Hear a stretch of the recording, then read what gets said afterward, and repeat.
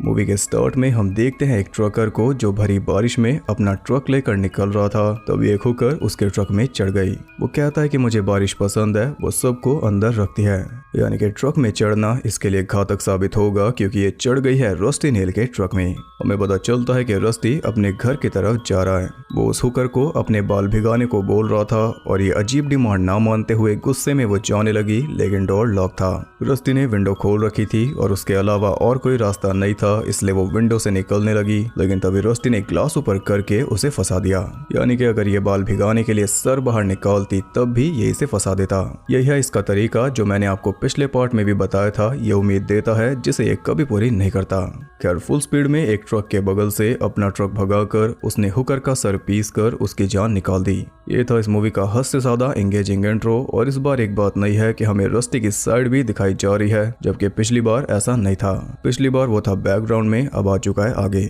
इसके बाद हम देखते हैं दो सिस्टर्स मलिसा और केला को जो कि चिल्ला रही थी क्योंकि उनकी कार एक ट्रक से टकराने वाली थी। लेकिन असल में ये बस एक प्रैंक था मलिसा के सोते हुए मंगेतर बॉबी को डराने का। और इस फ्रेंचाइज में प्रैंक्स का कितना ज्यादा महत्व है वो आप जानते हो। खैर ये लास वेगस जा रहे हैं शादी करने। रास्ते में वो रुकते हैं एक गैस स्टेशन पर जहाँ के वर्कर के साथ केला रोमांस करने लगी और ये देखकर दोनों कंफ्यूज थे। तभी उन्हें पता चला कि ये एक और प्रैंक था। ये इसका बॉयफ्रेंड है निक जो इसे मिला था ऑनलाइन। आज ये पहली बार मिल रहे हैं और कोई कसर ये नहीं छोड़ रहे। ये आया है सॉल्ट लेक सिटी से जहाँ पर फुलर अरेस्ट हुआ था पिछले पार्ट में। ये भी इनके साथ लास वेगस जा रहा है जिसके बारे में मेलिसा को पता ही नहीं और निक उसे जम नहीं रहा, इसलिए केला को अकेले में ले जाकर वो समझाने लगी कि उस पर भरोसा नहीं कर सकते। लेकिन केला ने काफी मिन्नतें करके उसे साथ ले जाने की परमिशन ले ली। मैप के जरिए निक एक शॉर्टकट बता रहा था जिससे जल्दी पहुंच जाएंगे और पुलिस भी इन्हें परेशान नहीं करेगी। पर बॉबी तैयार नहीं था, लेकिन सभी के प्रेशर देने पर आखिर में वो मान गया। वो उस बंजर रास्ते पर चल दिए, लेकिन 1 घंटे की ड्राइव के बावजूद भी वो हाईवे पर नहीं निकले। उल्टा नॉन स्टॉप चलने से उनकी खटारा गाड़ी का इंजन सीज हो गया और ऑब्वियसली वहां पर सिग्नल भी नहीं थे, इसलिए कोई हेल्प भी नहीं आ सकती। खड़े रहने से कुछ भी नहीं होगा, इसलिए उन्होंने पैदल चलना शुरू किया और ऐसे ही काफी देर तक चलने के बाद वो पहुंचे एक बाउंड तक जो मौजूद था रेगिस्तान के बीच में। ये घर है रस्टी नेल का और यहाँ कोई ट्रक नहीं खड़ा, यानी कि वो अब तक घर नहीं पहुंचा। काफी खटखटाने के बाद भी दरवाजा नहीं खुला तो निक ने खिड़की तोड़ दी, लेकिन अंदर घुसते ही वो बुरी तरह चिल्लाने लगा। उसे बचाने के लिए बॉबी ने दरवाजा ही तोड़ दिया और तब उन्हें पता लगा कि ये भी उसका प्रैंक था। इससे बॉबी काफी गुस्सा हुआ क्योंकि ये क्राइम है, लेकिन निक को कोई फर्क नहीं पड़ता। घर की हालत बता रही थी कि काफी टाइम से कोई भी यहाँ पर नहीं आया, इसलिए वहाँ के फोन भी डेड थे। बाहर निकलकर वो देखते हैं कि घर के पीछे ही एक बहुत बड़ी खाई है। इसके बाद वो पहुंच गए बांड में जहाँ कई सारे टूल्स मौजूद थे जिन्हें देखकर बॉबी सोच में पड़ चुका था, लेकिन निक अपनी हरकतों से बाज नहीं आ रहा था। उसके लिए सब मजाक है क्योंकि शायद वो मजाक में पैदा हुआ होगा। वहाँ दीवार पर नंबर्स के साथ बॉडी पार्ट्स लिखे हुए थे जिन्हें देखकर निक थोड़ा शांत हुआ। तभी एक कवर हटाने पर उन्हें मिल गई एक चमचमाती कार जिसके अंदर एक सीबी रेडियो लगा हुआ था और चाबी भी उसी में मौजूद थी। साथ ही टैंक भी फुल था, यानी उनकी तो लॉटरी लग गई। निक तो कार लेकर निकलना चाह रहा था, लेकिन बॉबी चोरी के लिए तैयार नहीं था। हाँ, उधार लेने के लिए वो तैयार था। चोरी के बजाय निक इसे बता रहा था जॉय राइड, जो कि मूवी का टाइटल तो है ही, लेकिन इसका मतलब मैंने आपको बताया था पिछले पार्ट में। और जॉय राइड के बजाय मेलिसा को ये लग रहा है GTA ग्रैंड थेफ्ट ऑटो। पर दूसरी कोई चॉइस नहीं थी, इसलिए मेलिसा ने अपना नंबर वहां पर छोड़ दिया और इसके बाद वो सभी निकल पड़े। प्लान ये है कि नजदीकी टाउन में जाकर ये किसी मैकेनिक को लेकर आएंगे जो इनकी कार ठीक कर दे और फिर ये कार भी वापस रख देंगे, साथ में नुकसान के पैसे भी। लेकिन ये प्लान पूरा बिखरने वाला है क्योंकि शाम तक रस्टी नेल वापस आ गया। अपने घर की ऐसी हालत देखकर उसने ट्रक की सर्च लाइट ऑन की और अब तो इसे फिर से ट्रक लेकर निकलना पड़ेगा। रात एक मोटेल में बिताकर अगले दिन वो एक रेस्टोरेंट पर पहुंचे तो एक ट्रक उन्हें उड़ाते उड़ाते रह गया, इसलिए केला उसे अपने मिडिल फिंगर दिखाने लगी। पिछले पार्ट के एक्सपीरियंस से आप समझे होंगे कि यह ट्रक था रस्टी नेल का जो हमेशा बैकग्राउंड में रहता है। वहाँ और भी कई सारे ट्रक्स मौजूद थे जिनके ड्राइवर्स अंदर नाश्ता कर रहे थे। निक जानबूझकर उनका मजाक उड़ाकर उन्हें चिढ़ा रहा था हुकर्स वगैरह की बातें करके। तभी रस्टी का ट्रक भी उनके पीछे ही पार्क हो गया। वो मुंह बंद नहीं कर रहा था, इसलिए परेशान होकर बॉबी चला गया वॉशरूम में। काफी देर तक बॉबी नहीं लौटा और इसी बीच रस्टी का ट्रक वहां से निकल गया। कुछ देर बाद मेलिसा को रस्टी का फोन आता है तो वो समझ जाती है कि ये वही आदमी है जिसकी कार इनके पास है। रस्टी ने उसे कोड नेम दे दिया गोल्डी लॉक्स। रीजन ऑब्वियस है, वो उसे सॉरी कहकर पुलिस कंप्लेन ना करने को कह रही थी तो बदले में उसने बोला कि तुम भी मत करना। ये सुनकर वो थोड़ा कंफ्यूज हो गई, भला ये पुलिस में क्यों जाएगी क्योंकि बॉबी हो चुका है किडनैप। इतना सुनते ही वो जल्दी से बाथरूम में जाती है तो बॉबी सच में गायब था और वहाँ पर उसी के खून से लिखा था नॉट हेयर, इसलिए वो पागलों की तरह उसे ढूंढने में लग गई। तभी रस्टी का कॉल आने पर वो फिर से कार के लिए माफी मांगने लगी, लेकिन उसका खेल तो अभी स्टार्ट हुआ है। बॉबी की जान बचाने के लिए इन्हें उसका ऑर्डर मानना होगा जिसके लिए मेलिसा तैयार थी। रस्टी ने फोन के बजाय उसे रेडियो पर बुलाया ट्रैकिंग से बचने के लिए। मेलिसा बॉबी से बात करना चाहती थी ताकि उसे पता चल पाए कि वो सच बोल रहा है या नहीं, तो बदले में उसने भेजी बॉबी की फोटो जिसमें वो बुरी तरह बंधा हुआ था और उससे मेलिसा की हालत खराब हो गई। रस्टी ने बोला कि सबसे पहले अपने फोन्स को चल दो, लेकिन इसके लिए निक तैयार नहीं था, पर मेलिसा ने उसके लाख मना करने के बावजूद उन तीनों के फोन्स को कार के नीचे कुचल दिया क्योंकि वो कोई रिस्क लेना नहीं चाहती। जबकि रस्टी इनके आसपास है भी नहीं, ये सिर्फ डर है जिसके चलते ये उसकी हर एक बात मान रही है। रस्टी उसे भरोसा देता है कि ऐसे ही बिना कोई होशियारी किए मेरी बात मानते जाओ, तुम जल्दी एक हो जाओगे। मेलिसा कहती है कि तुम्हें क्या चाहिए, तो वो कहता है कि तुम्हारी साथी ने मुझे उंगली दिखाई थी तो मुझे वो उंगली चाहिए और वो ले जानी होगी अकेले मेलिसा को उसके बताए वक्त और जगह पर, वो भी ताजी कट करके। ये डिमांड सुनकर वो तीनों हैरान थे, लेकिन मेलिसा श्योर थी कि अपनी बहन की उंगली वो नहीं काटेगी। इसी चिंता में वो आगे बढ़ रहे थे और तभी उन्होंने पास किया रस्टी के ट्रक को, लेकिन उन्हें नहीं पता। हालांकि उन्हें हर एक ट्रक पर शक हो रहा था, लेकिन निक के मुताबिक फिलहाल उसके इन्हें फॉलो करने का कोई मतलब नहीं बनता क्योंकि आखिर में इन्हें खुद ही उसके पास जाना है। यानी अगर ये सभी ट्रक से दूर हो जाएं तो बाकी ड्राइवर्स रस्टी को इनकी लोकेशन बता नहीं पाएंगे, जिससे इन्हें सोचने का मौका मिल जाएगा। और ये सारा दिमाग ये लगा पाया क्योंकि इसके डैड भी एक ट्रकर थे, यानी ये पूरी तरह यूजलेस नहीं है। दिमाग लगाकर वो पहुंच गए एक मार्ग तक। किसी डेड बॉडी की उंगली काट कर ये ले जाएंगे और रस्टी को कुछ भी पता नहीं चलेगा। एक रॉड लेकर निक केला के साथ गया दरवाजे का लॉक तोड़ने, लेकिन वो पहले से ओपन था, इसलिए केला बड़ी सावधानी से बिना कोई आवाज किए अंदर पहुंची और एक औजार से वहां पड़ी लाश की फिंगर काटने लगी। लेकिन तभी लाश हिल गई क्योंकि वो था सोता हुआ डॉक्टर। उसका दिल मुंह में आ जाता, पर किसी तरह उसने खुद को संभाला। अब वो फ्रीजर खोल के देखती है तो उसमें पड़ी थी बियर, तभी ये आराम से सो रहा है। खैर एक फ्रीजर में उसे एक लड़की की बॉडी मिल गई जिसकी उंगली काट कर वो चल दी, लेकिन इसी बीच एक और डॉक्टर बाहर पहुंच गया। निक और मेलिसा काफी घबरा गए, लेकिन वो अंदर गया दूसरे रास्ते से, इसलिए केला चुपचाप बाहर आ गई और वो अपने साथ लेकर आई थी एक स्केपल। अब तीनों निकलने के लिए तैयार थे, पर तभी वो डॉक्टर उनकी तरफ बढ़ने लगा, लेकिन अगेन वो सिर्फ आया था पार्किंग की वार्निंग देने।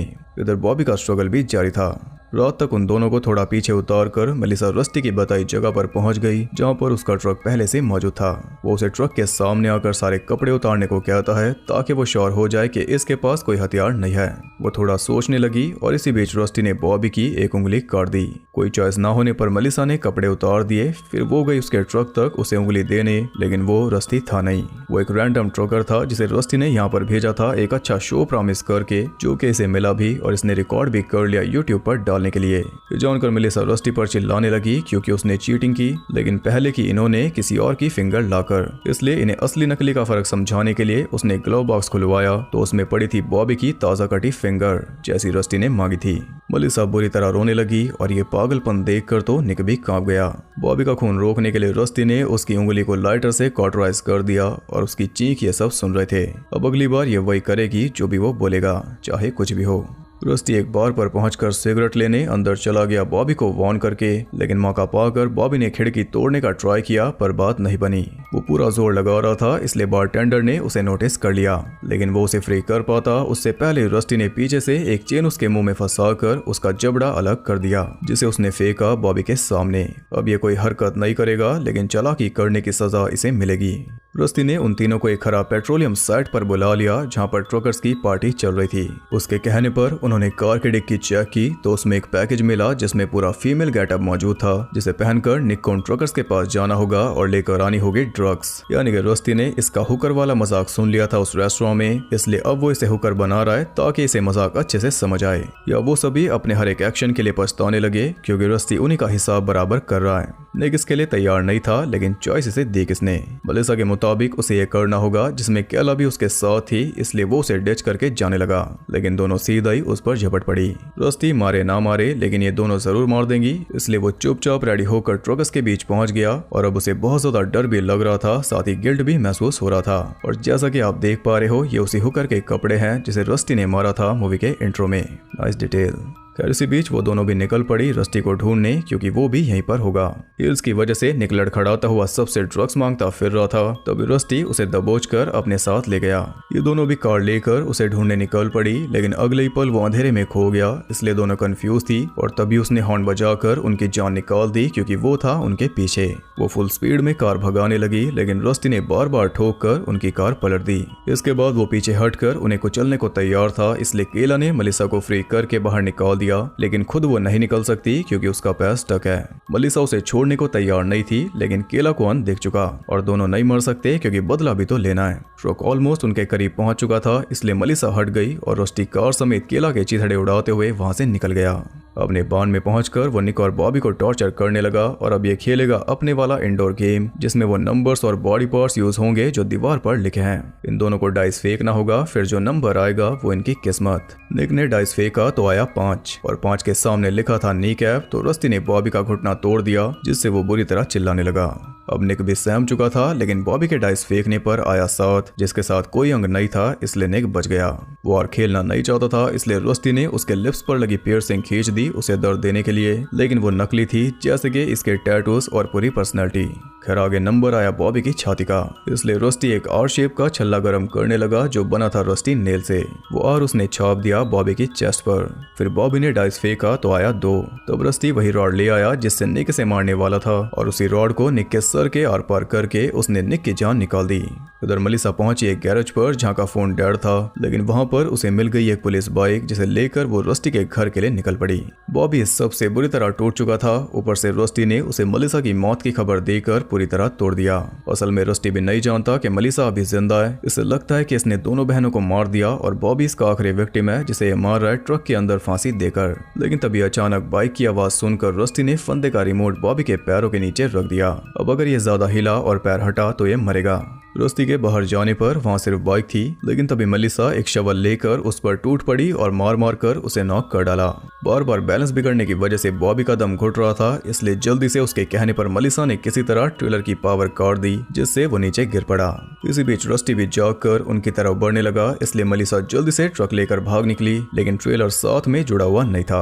मलिसा के पास सिर्फ कैब है, बॉबी रह गया ट्रेलर में, लेकिन रस्टी इसके साथ आ चुका है ऊपर चढ़कर। उसने खिड़की तोड़कर मलिसा को जकड़ लिया, पर वो किसी तरह बच गई, इसलिए वो विंडशील्ड तोड़ने लगा। तब मलिसा ने ज़िगज़ैग मूवमेंट से उसका बैलेंस बिगाड़ दिया। उसने रेडियो से हेल्प बुलाने की कोशिश की, लेकिन उसे कोई रिप्लाई नहीं मिला। तब मलिसा के दिमाग में कुछ आया और उसने कैब घुमा ली फिर से घर की तरफ, लेकिन तब तक रस्टी अंदर आ चुका था। इसी चक्कर में ट्रक ने एक फ्यूल टैंक को उड़ाकर आग पकड़ ली, इसलिए ट्रक को खाई की तरफ मोड़कर खुद वो कूद गई और रस्टी रह गया ट्रक में। उसने ट्रक संभालने की काफी कोशिश की, लेकिन वो खाई में गिरकर पूरी तरह जल गया और वो जिस तरह इनका नाइटमेयर एंड हुआ, लेकिन मूवी अभी बाकी है। इसके बाद हम देखते हैं एक लड़की को जिसकी कार खराब हो गई थी, इसलिए उसने एक ट्रक से हेल्प मांगी, लेकिन वो नहीं रुका, इसलिए उस लड़की ने उसे गाली दे दी और गाली सुनकर वो रुक गया क्योंकि वो था रस्टी नेल। पता नहीं कैसे, लेकिन वो जिंदा बच गया और इस लड़की ने उसे बोला है एसहोल, तो इसका बदला वो क्या लेगा वो आप सोचते रहो। फिलहाल ये मूवी हो चुकी है एंड।